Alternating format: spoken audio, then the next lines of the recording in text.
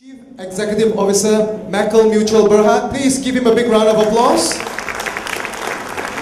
He's a Chief Executive Officer and Executive Director of Mackle Mutual. Prior to joining Mackle Mutual, he was a Senior General Manager of Public Mutual, formerly known as KL Mutual.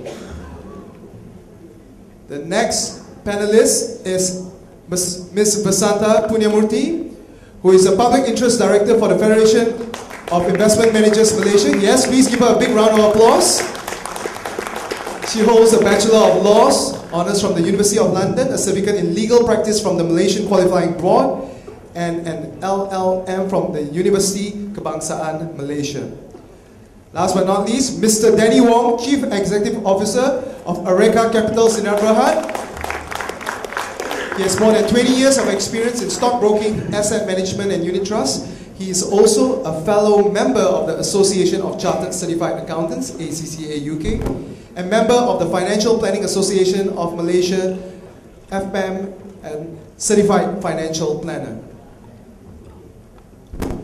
And the moderator for this panel session is Ms. Hafiza Abdul Ghani, General Manager of Regulatory Services, FIMM.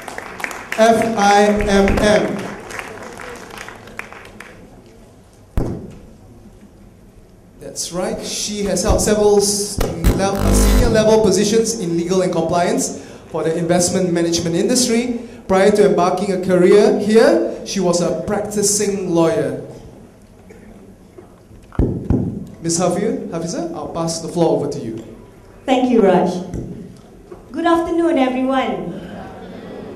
Thank you so much for staying with us for this convention, especially after lunch. We'll try to make it as interesting as possible, but, well, no worries, because at the end of this convention, we'll have tea break.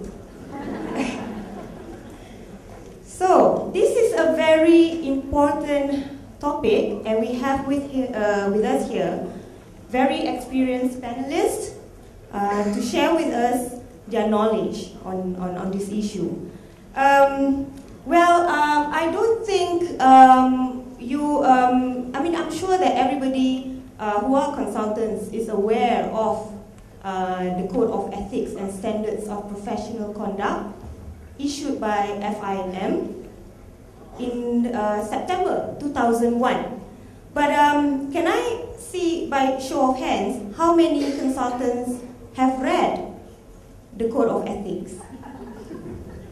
Yes? Okay. No one? Okay. Then I think it is great that we have this opportunity to discuss the code. And the first part of our discussion will be understanding the code. And with that, I would like to ask Mr. Wong Hoon Choi, what do you think is the Code of Ethics aim to achieve? Why do we have it for the unit trust industry? Okay. This is the Code of Ethics here, just in case you don't know where is it. Okay, I can think of three reasons why you should be ethical. One, from a client's perspective, your clients expect you to be ethical in the way you deal with unit trust. That's number one. Number two, your fellow unit trust consultant expects you to be ethical because the way you behave, what you do, how you behave affects the unit trust profession and the industry and the reputation of the industry. Number three, morally, it's the right thing to do. Ms. Vasantha, why do you think it is important for members, distributors and consultants to observe the Code of Ethics and Standards of Professional Conduct? All right, I'm a lawyer by profession. So if anybody out there doesn't like lawyers, this is the time to taro me nicely, but I'll take your questions later.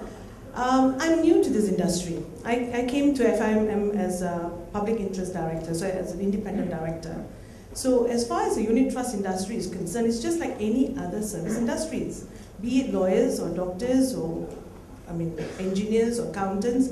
We all need to be governed by a code of ethics. Why? Because as what Mr. Wong Hoon Choi has already mentioned, it is to ensure there's an element of professionalism. I mean, as a lay person to your unit trust, if anybody, I mean, lawyers can't count. We can't calculate, you know, if our life depended on it. That's why I became a lawyer. But if a person were to come and tell me this is a good investment, I would trust my consultant.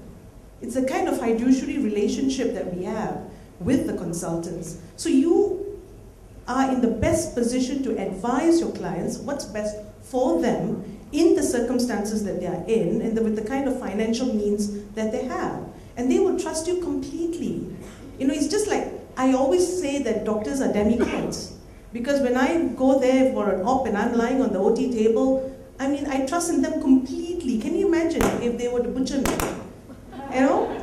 It's that kind of trust and confidence because we have absolutely no clue. I always tell my friends who are doctors, you know, please speak English. Because they speak in terminologies that you and I won't understand. So we place our trust on lawyers, we place our trust on unit trust consultants. So we have to be governed by a code of ethics. And actually, this code here, that I'm surprised not many of you put up your hands. It's like me telling my students, because I'm in academia now, have you all read the Constitution? And hardly anybody puts up their hands. But if you ask them about their rights, they're the first ones who argue about rights. You know, this code here is really common sense. It's about acting bona fide, you know, with good faith and being honest, having integrity, having dignity, making sure that your industry has got good reputation. So I think that says quite a bit about why we need a code. It's just to govern ourselves, really. Mr. Danny Wong, do you have anything to add? Well, they are already covered all the things, so I don't know what to say. But the other thing actually is very important is actually this code and the standard of professional conduct is also providing a ground rule for us to unite us, everybody here, so that we act in the same manner and not out of the context. So that provides a uniformity as well as uniting the whole industry, how we actually move forward and present certain case to people. Things like, for example, we shouldn't promise or forecast returns. This is already in our so-called professional conduct. So no one's here, let's say we all follow this and comply with this guideline, we don't promise returns. And therefore no clients will complain that you don't give returns. I mean, you don't promise return, because everybody do so. Nobody promise return. So when the clients, sometimes clients are really, you know, they expect you to give them some kind of, you know, very committal figures. Can you do 10% a year? Yes, no problem, then you are in problem, because the rest don't say so. So this code of conduct and code of ethics give us a kind of a mental readiness of what can say, what cannot say, what can do, what cannot do. And if clients really ask you something that is really, no, you really think that you cannot do, you should have this code. Sorry, I really cannot do. So then everybody will follow this set of rules, you have no problem, because everybody do the same thing. Right? Thank you. You know, sometimes a lot of people say that all investors want, all they want is performance. They only want returns, and that's it. Most people say that. So I like to ask this question, and I open it for discussion. Which is more critical to maintain investors' confidence? Performance, or selling funds using with ethical conduct, with ethical, the way we sell, the way we promote the funds based on ethical principles. So which one can actually could actually maintain investors' confidence? In my personal opinion, if you're talking about investors' confidence in unit trust consultants, then clearly it's ethical conduct. Let me explain why. You can do very well in selecting an award-winning fund, a fund that performs very well, and therefore your clients makes good money. Think about this. If one day your client feels that it's time to realize his profit, and he comes to you for advice, and you choose not to tell him that there is an option to switch, and you say redeem it. And what happened if one day he speaks to another consultant and finds out that he could have actually switch to money market, so that subsequently if he decides to switch back to equity, he does not need to incur any service charge. Think about that. If you have said you have not advised your clients correctly, one day he finds out, do you think that this particular client of yours is going to have confidence in you? Clearly no. So I think it's very important for us as unit trust consultants sometimes to sacrifice, when you switch, yes, you can say your commission might come down, things like that, you earn less. But in the long run, because the client has more confidence in you, and therefore I feel in the long run it will benefit you more than just focusing purely on performance. There's no doubt performance is important, but I think to me between the two, if you're talking about confidence in the unit trust consultant, clearly it's ethical conduct.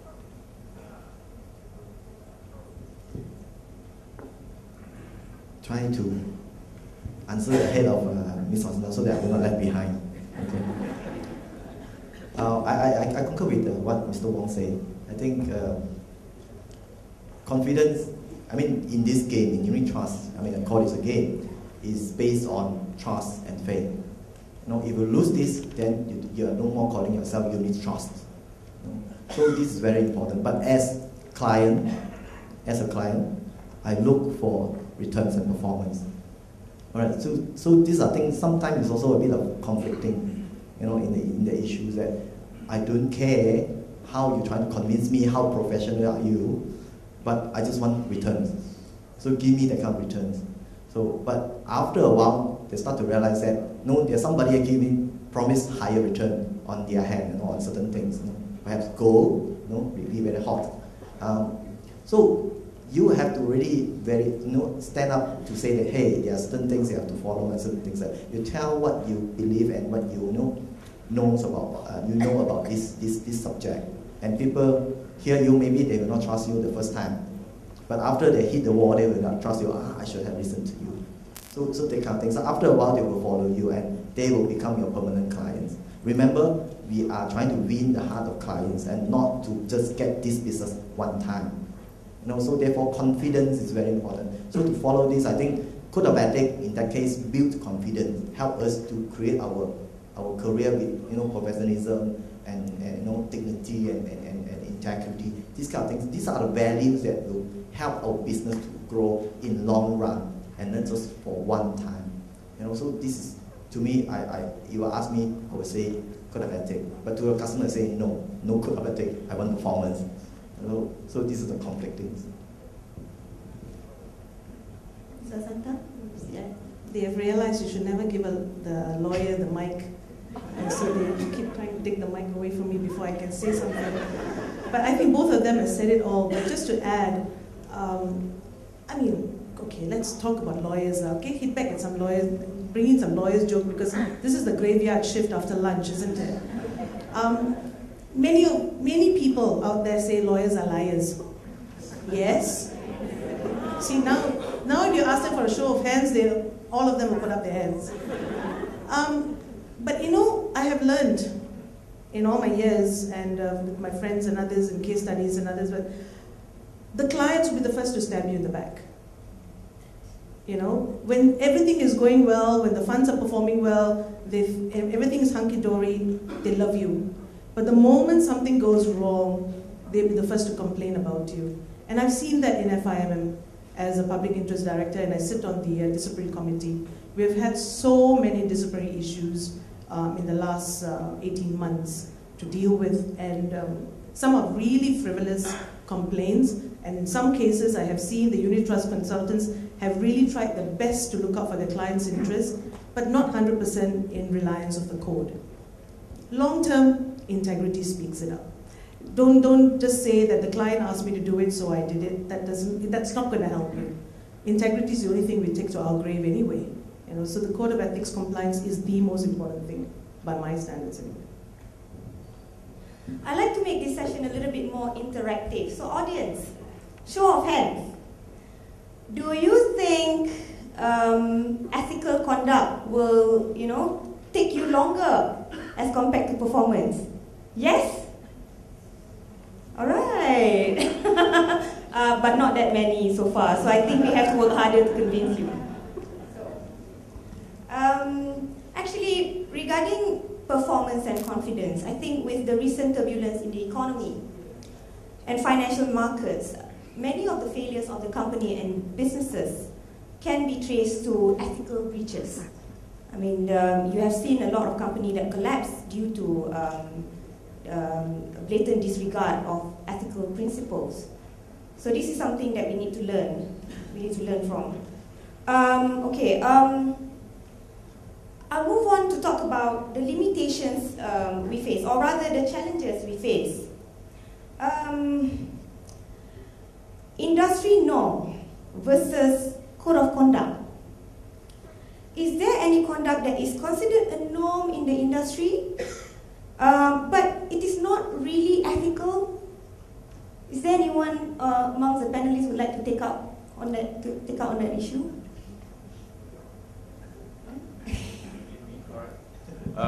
There's clearly one I can think of. In fact, I don't know whether I'm going to address the issues of ethics that are not covered in the guidelines. You want me to talk about that first? Or? Yeah. Okay. Essentially, before we even talk about the code of ethics, I realized, in my opinion, there are two issues that probably the code of ethics did not address. One is the issue of designation. If you read the code of ethics, which I know a lot of people don't, and I only read it before I came here. I'm being honest. So that's why I'm quite good in quoting the FIMM code of ethics now. So the designation the designation of unit trust consultants that are allowed to be used is you can use as a unit trust consultant, but you cannot call yourself an investment advisor, you cannot call yourself investment consultant or something like that. But there's no rule that says that you cannot call yourself a wealth planner. There's no rule that says that you can't. What do you call a guy who sells insurance and unit trust? I think we got to realize the fact that the financial product distribution landscape has changed. I've been in this industry for the last 20 years. Those days to try to find consultants who sell unit trust and insurance, very, very rare. They are either unit trust consultant or insurance. But today, there are a lot who are actually doing both. So I think there lies the challenge for FIMM and also the regulators to say, what do you call this class of people who sell multiple products? That's number one. Number two, principles that I would call it, this is one of the principles that CFP professionals are very proud of. They call this putting clients' interests first as a principle. I don't see that in our FIMM Code of Ethics. Maybe there's somewhere there, but it's not clearly mentioned. So, because this issue, I feel is very important to the client, therefore, that leads me to the question of the norm, which I find a lot of unit trust consultants, because they have problem fulfilling the interests of the clients. The clients are interested in a particular product. Let's say, I like to diversify my unit trust investments to more than one unit trust company. What shall I do? The unit trust consultant is tight, they are not allowed to do that. Question number one. Number two, what happens if the unit trust consultant says that, a client says that, I'd like to invest in a class of products that's doing very well in other companies.